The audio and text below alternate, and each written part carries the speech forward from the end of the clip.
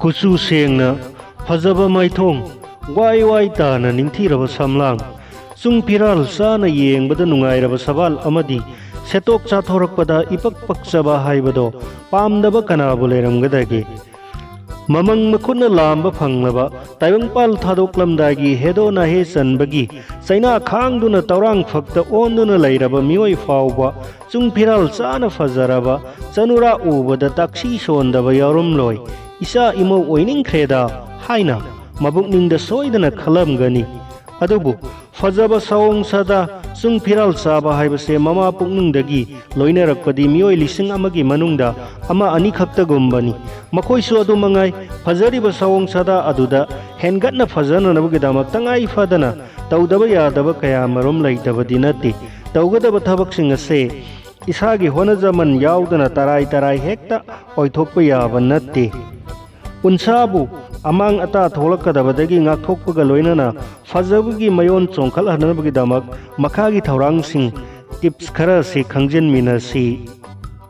ising yamna thakadabani yamdrabada numit khudingi ising glass asauba nipal dagi tadana thakpagi hainabi ama laihangadabani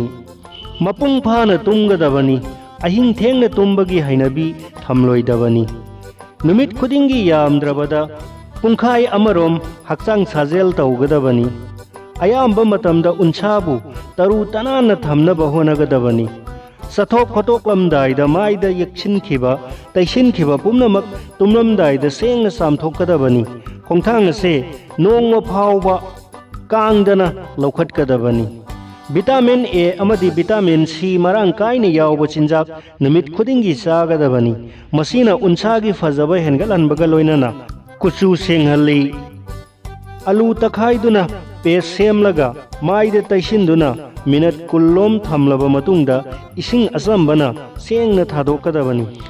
नुंसा मरक्ता चथोकलमदाई खुदिंगी अफब मखलगी sunscreen lotion अमा तैगदबनी लोशन तैरबा मतुंग मिनट 15 रोम लैरगा मपानदा थोकदबनी जिंक अमदी लैक्टिक एसिड मरांग काइना यावबा मरमना संगोम अफंबा तैबा मतमदा कुचु ngौथोरई थबी मही सुमलगा चंप्रा मही गा यानसिनरगा तैबदसु कुचु ngौथोई जुबी मही तैबनसु कुचु सेंगहली लाई थोखिबगी दाखफमसु जुबी मही न कोखनबा ngammi